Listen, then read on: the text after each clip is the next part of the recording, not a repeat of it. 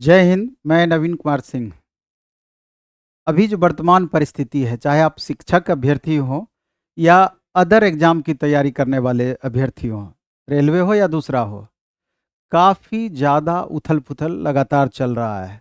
हमेशा एक बात हम लगातार बोलते हैं, आपको सिस्टम के अकॉर्डिंग चलना मजबूरी है। आपके अनुसार सिस्टम चलेगी ये ज़रूरी नहीं है।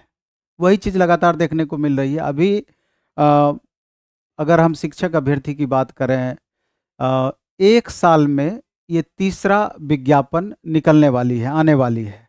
जबकि इसके पीछे के इतिहास में जाएँगे तो 6-7 साल से कोई भी विज्ञापन शिक्षक की जारी नहीं हुई थी। आखिर क्या ऐसी मजबूरी आन पड़ी है कि 7 साल में आप एक भी वैकेंसी नहीं दिए और 1 साल में लगातार 3 वैकेंसी दे रहे हैं? तो खैर कुछ भी है, इसी बहाने युवाओं को मौका मिल रहा है कि एक गवर्नमेंट जॉब की आशा दिख रही है कि हो ना हो कुछ बेहतर हमारे करियर में हो जाए, और इसी आशा आशा में लगातार छात्र तैयारी भी करते हैं। और सिस्टम का मोनोपोली भी लगातार देखने को मिलता है। आप देखेंगे कि लगातार स्टूडेंट सप्लीमेंट्री रिजल्ट के बारे में टीआरई 2.0 के लिए आशा लगाए हुए थे कि इससे पहले भी चेयरमैन सर लगातार बोले हुए थे कि सप्लीमेंट्री रिजल्ट जारी करेंगे करेंगे करेंगे। लेकिन अचानक शिक्षा विभाग के द्वारा एक नोटिस दे दी जाती है कि चूंकि 1 महीना लगभग रिजल्ट का हो चुका है, अब अगर हम जारी करते हैं रिजल्ट तो अदालती मामला बन पाएगा, बन सकता है। अब सवाल ये उठता है कि इसके लिए दोषी कौन है? क्या ये अभ्यर्थी इसके लिए दोषी हैं या सिस्टम दोषी है? सिस्टम दोषी है, कोई मतलब नहीं है उससे। अभ्यर्थी दोषी है तो निश्चित रूप से उस पे कानूनी कार्रवाई करने की धमकी हमेशा दी जाती है। अभी आप देखिए कि आज ही पेपर में आप देखे होंगे, एकदम स्टूडेंट को आगाह किया गया कि सप्लीमेंट्री रिजल्ट हम नहीं देंगे। अगर इसके बारे में आप चर्चा किए या इस पर आपत्ति जाहिर किए, हो सकता है कि आगे के एग्जाम के लिए आप वंचित हो सकते हैं, आप पर कानूनी कार्रवाई की जा सकती है। बातें बहुत सारी है। और शिक्षक भर्ती में जिस तरीके से नोटिफिकेशन के अकॉर्डिंग भी सारा प्रोसेस नहीं हुआ, सवाल तो बहुत सारे हैं, लेकिन अभी उन सवालों पर हम नहीं जाएंगे। अब जो परिस्थिति आगे आन पड़ी है, जो परिस्थितियां दिख रही है, उसी पर हम चर्चा करने वाले हैं। आप देखे होंगे कि 3-4 पॉइंट हमने बनाया है कि आखिर विज्ञापन कब तक आ सकती है, पदों की संख्या लगभग कितनी रह सकती है, परीक्षा कब तक हो सकती है, आखिर सीटेट, एस्टेट, बीएड अभ्यर्थी जो कि इस बार अपेयरिंग में होंगे, एस्टेट का तो आपका फॉर्म भी भराया जा चुका है, सीटेट एग्जाम भी हो चुकी है, क्या उस समय तक इसका रिजल्ट आ पाएगा? आखिर इन अभ्यर्थियों के साथ क्या होना है? इसके अलावा भी कई सारे प्रश्न हैं मन में, जिस पर कि हम डिस्कशन कर सकते हैं कि अब इतना कम समय बचा हुआ है। मुश्किल से 40 से 45 दिन भी समय नहीं बचा हुआ है, क्योंकि आपको पता है कि 10 फरवरी के बाद सरकार कभी भी एग्जाम कंडक्ट करवा सकती है। और विश्वास इसलिए अब हो जाता है कि 3 दिन नोटिस निकाल करके, नोटिफिकेशन के जस्ट बाद आप स्टेट शुरू वाला देखे होंगे, 3 दिन के बाद 72 घंटे के बाद एग्जाम ले लिया गया। इतने अल्प समय में किसी छात्र को विश्वास नहीं था ये कैसे संभव है कि 48 से 72 घंटे के अंदर में एग्जाम ले लेगी। लेकिन वो जब करके दिखा चुकी, और टीआरई 1 और टीआरई 2 दोनों में ये दिखा चुकी कि कितना कम समय में कितना बेहतर तरीके से मैनेज करके हम एग्जाम ले सकते हैं। रिजल्ट में जो भी बदलाव संभव है, उसके कारण रिजल्ट पर जो भी प्रभाव पड़े उससे हमको मतलब नहीं है, लेकिन एग्जाम तो हम समय पर लेकर के ही रहेंगे। इस लेकर के आप विश्वास कर सकते हैं कि चूंकि आयोग ये सब करके दिखा चुकी है, इसलिए आपको विश्वास करना ही होगा कि जो परिस्थितियां बनी है, पॉलिटिकल परिस्थितियां, तो निश्चित रूप से सरकार श्रेय लेने के लिए ही सही, लेकिन एग्जाम इलेक्शन से पहले करवा सकती है, ये बात तय है। आज पेपर देखे, कल भी पेपर देखे, लगातार अभी पेपर इस बातों से रंगा हुआ रहता है, सोशल मीडिया इस तरीके से रंगा हुआ रहता है इन खबरों से कि किस तरीके से आयोग या शिक्षा विभाग 15 फरवरी तक नोटिफिकेशन दे सकती है और 10 मार्च के बाद कभी भी एग्जाम ले सकती है। तो सवाल ये उठता है कि आखिर हम क्या करें, यानी अभ्यर्थी क्या करें? तो वैसे अभ्यर्थी जो टीआरई 1.0 में एग्जाम में बैठे होंगे, किसी कारणवश नहीं हो पाया होगा, टीआरई 2.0 देने का मौका मिला, अब टीआरई 3.0 आपके सामने है। तो निश्चित रूप से ऐसे अभ्यर्थी लगातार 2 बार पढ़ाई कर चुके हैं, तो प्रेशर उन पर कम होगा। लेकिन इस बीच में जो पास आउट स्टूडेंट होंगे, जिनको इस बार एस्टेट देना है, या पहली बार एग्जाम में शामिल होने वाले होंगे, या दूसरी बार भी एग्जाम देने में शामिल होंगे, और ये आशा करके चल रहे होंगे कि अगस्त में एग्जाम होना है, लेकिन एग्जाम अब मार्च में, यानी कि टारगेट से 5 महीना पहले आपका एग्जाम हो रहा है, तो निस्संदेह चिंता की लकीरें साफ जाहिर हो रही होगी। चिंता करना स्वाभाविक है, लेकिन थोड़ा संतुष्ट इस बात के लेकर के होना है कि जो भी परिस्थितियां आन पड़ी है, जो भी परिस्थितियां बनी है, सिर्फ हमारे लिए नहीं है या पर्टिकुलर आपके लिए नहीं है, ये सारे अभ्यर्थी के लिए इस तरह की परिस्थितियां बनी है। तो अब इसको मेंटेन करना कैसे है, ये बड़ा सा सवाल है। मेंटेन करने के लिए आपको वही करना होगा कि अगर आप 8 घंटे पढ़ाई कर रहे होंगे, स्वाभाविक रूप से 12 घंटे पढ़ना होगा आपको। अगर 10 घंटे पढ़ाई कर रहे होंगे, 13 से 14 घंटा पढ़ना होगा आपको।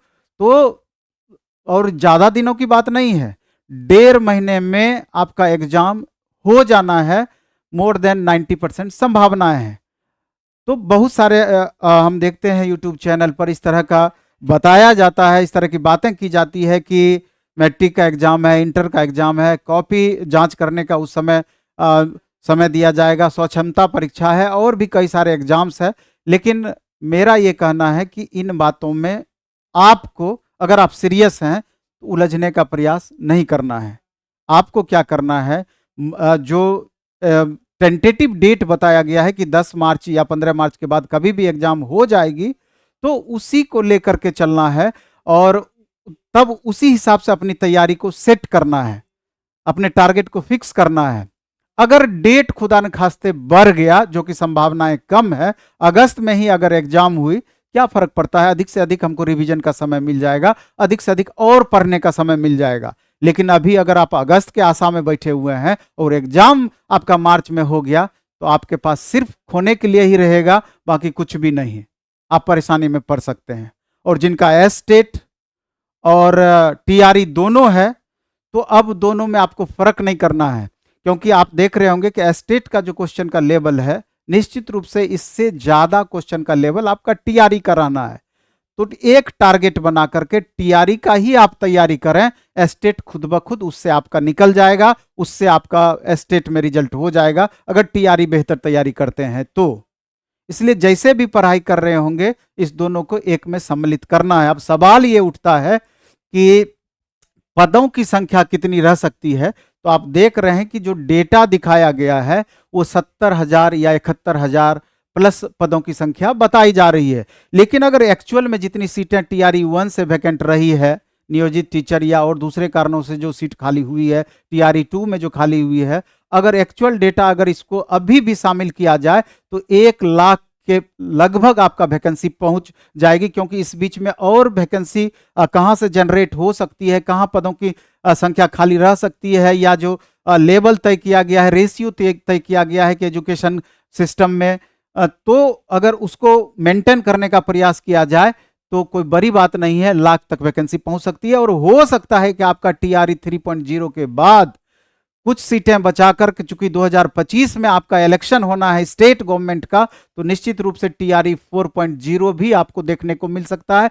बनिस्पत सीटें कम रह सकती है, ये बात मानते हैं, लेकिन संभावनाएं बिल्कुल भी बनी रहेगी वहां पर भी। लेकिन आपका यह प्रयास होना चाहिए कि तैयारी या पढ़ाई हम इस ढंग से जारी रखें कि वहां तक पहुंचने का हमको नौबत ही नहीं आए। और सबसे दुर्भाग्य वाली बात यह है कि 3 चांस आपके लिए फिक्स किया गया है, अलग अलग क्लास के लिए 3 चांस फिक्स किया गया है। एक बड़ा सा मुद्दा है कि क्या 3 चांस को बढ़ाया जाएगा अथवा नहीं, क्योंकि इतने दिनों से आपको मौका नहीं मिला और एक ही साल में 3 चांस आपको दे दिया गया, यानी कि आपका तैयारी का दायरा जो होना चाहिए, आपका तैयारी खत्म हो जाएगी, यहीं तक आपका सफर था, यहीं पर सफर समाप्त हो जाएगी। ये बड़ा सा प्रश्न है, इस पर भी हम लोग बाद में चलकर के आवाज उठाएंगे, इसके विरोध में भी सरकार तक अपनी बातों को पहुंचाएंगे। जिस भी माध्यम से हो, सरकार को निश्चित रूप से 3 अटेम्प्ट को कम से कम 5 अटेम्प्ट में कन्वर्ट करना ही चाहिए।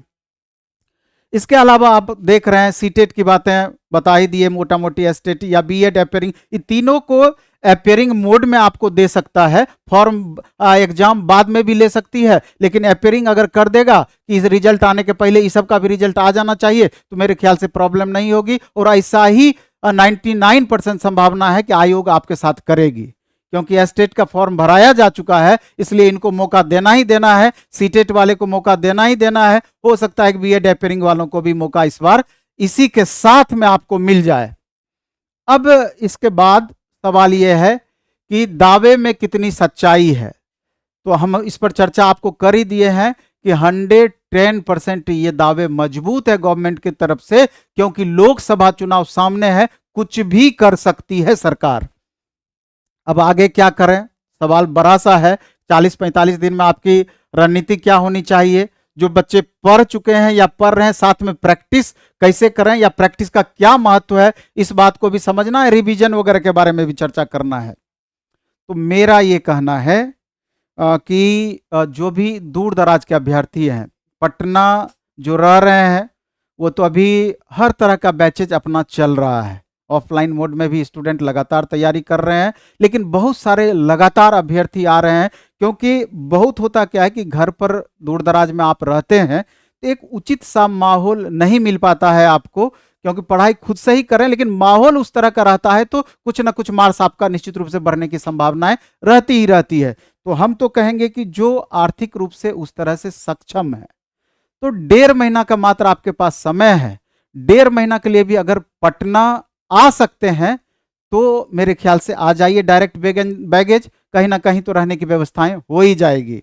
गर्ल्स के लिए भी इस जगह चारों तरफ भिकना पहाड़ी, सैदपुर मोड़ पे हमारा सेंटर है, बाजार समिति मोड़ पे हमारा सेंटर है, तो हर जगह गर्ल्स हॉस्टल है, व्यवस्थाएं हो जाएगी। बॉयज कैंडिडेट के लिए तो ढेर सारा ऑप्शन है, तो आपको देख लेना, क्योंकि यहाँ आइएगा तो एक अलग सा माहौल रहेगा, उस माहौल का लाभ मिलेगा। आप सेल्फ स्टडी करेंगे, लाइब्रेरी में पढ़ेंगे। सप्ताह में 2 दिन सैटरडे संडे को हम ऑफलाइन टेस्ट अभी इसी सप्ताह से आपका स्टार्ट हो जाएगा, तो ये सारी व्यवस्थाओं का लाभ उठा सकते हैं। और जो दूर दराज के बच्चे हैं, आर्थिक कारणों से या अन्य कारणों से पटना नहीं आ सकते हैं, तो अपना ऐप है प्लेटफॉर्म बाय नवीन कुमार सिंह, इसको प्ले स्टोर से डाउनलोड कर लेना है, रजिस्टर्ड हो जाना है, और हर तरह का बैचेज उस पर उपलब्ध है। और एस्टेट के अभ्यर्थियों को कहना चाहते हैं, कल से एक हमारा मात्र 299 में 50 मार्क्स का जो कॉमन पेपर है, मात्र 299 में उसका भी हम बैच दे रहे हैं। उस बैच को बाय करके सीडीपी है, इसके अलावा जो अन्य आपका मैथ है, लॉजिकल रीजनिंग है, जीके है, ईवीएस है, तो ये सिलेबस को आप मेंटेन कर सकते हैं। इसमें कुछ हम वीडियो रिकॉर्डिंग क्लास दे देंगे, अब बाकी लाइव क्लासेस रहेगा, तो ये 50 मार्क्स आपका मेंटेन हो जाएगा। और बाकी तो टीआरई वाला बैच जो कम्बो करके टीआरई के लिए हम स्टार्ट किए हैं, वो भी अगर आप ले लेते हैं, दोनों तैयारी एक साथ हो जाएगी, उसके लिए अलग से आपको कुछ भी नहीं करना है।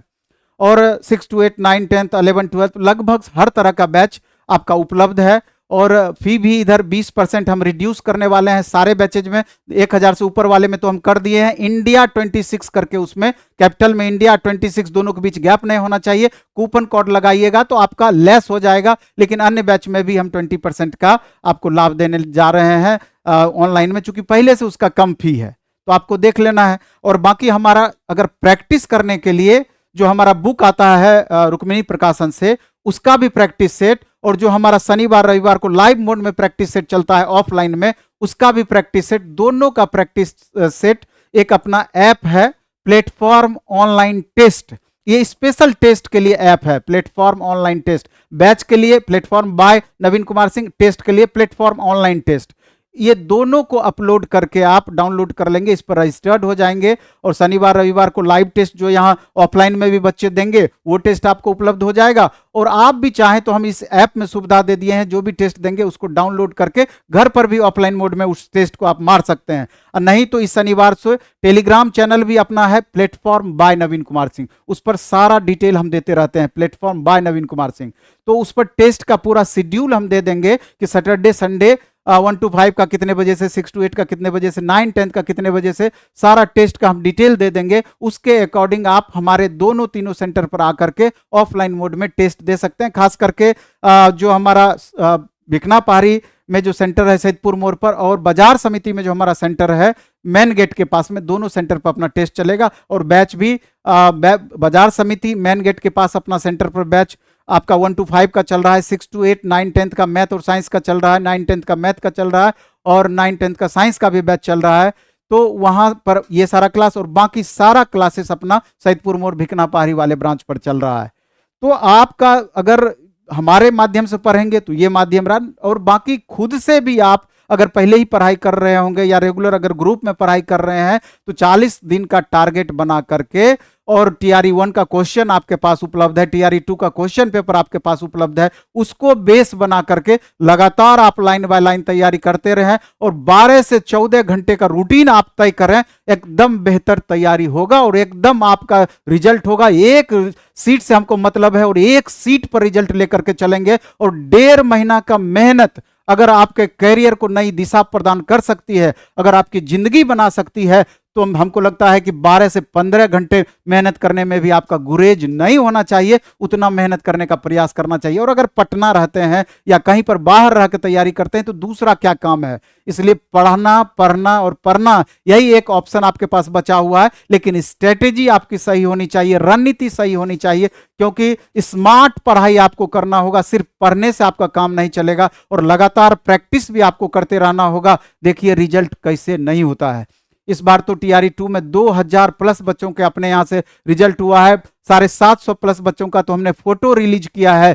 तो आपको देख लेना है कि आपके जो आप हमसे आशा बनाए रखते हैं, उस विश्वास को हम मेंटेन करने का प्रयास करते हैं और आगे भी करने का कोशिश करेंगे। लेकिन 30 to 40% इंस्टीट्यूशन का मेहनत, कोचिंग का मेहनत और 60% आपका मेहनत हमेशा होता है। हम लाख पढ़ा दें, अगर आप सही तरीके से नहीं पढ़ेंगे, सही तरीके से मैनेज नहीं करेंगे, तो रिजल्ट हमेशा उससे प्रभावित होने की संभावनाएं बनी रहेगी। इस बात को तय मानिए। हाँ, लेकिन यह है कि गाइड अगर आपको अच्छा मिलता है, कंटेंट अगर अच्छा मिलता है, तो संभावनाएं आपकी बढ़ जाती है। अंतर यही होता है, नहीं तो सेल्फ स्टडी से बड़ा कोई स्टडी नहीं होता है, हमेशा हम कहते हैं। लेकिन क्या होता है, एक सेल्फ स्टडी में कई सारे ऐसे टॉपिक होंगे, कई सारे ऐसे सब्जेक्ट होंगे, अगर कोई बताने वाला नहीं होगा, समझाने वाला नहीं होगा, तो जो एक सप्ताह में होना चाहिए वो आपको 15 दिन टाइम लग सकता है, 20 दिन टाइम लग सकता है। अंतर यही होता है, लेकिन संभव सब कुछ होता है। इसलिए बाबू खूब अच्छे से पढ़ाई कीजिए, खूब मेहनत कीजिए।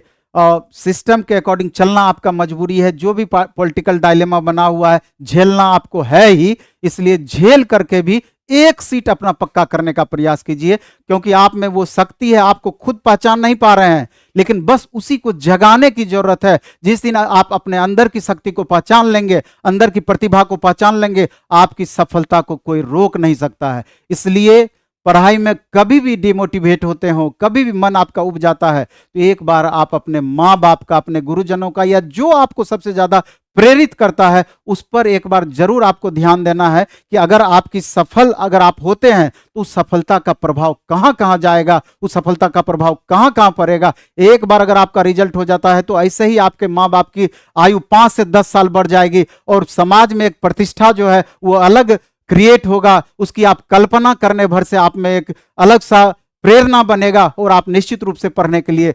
बाधित होंगे, या पढ़ने के लिए आप लगातार मोटिवेट होंगे। इस तरह का काम आपको करना ही चाहिए।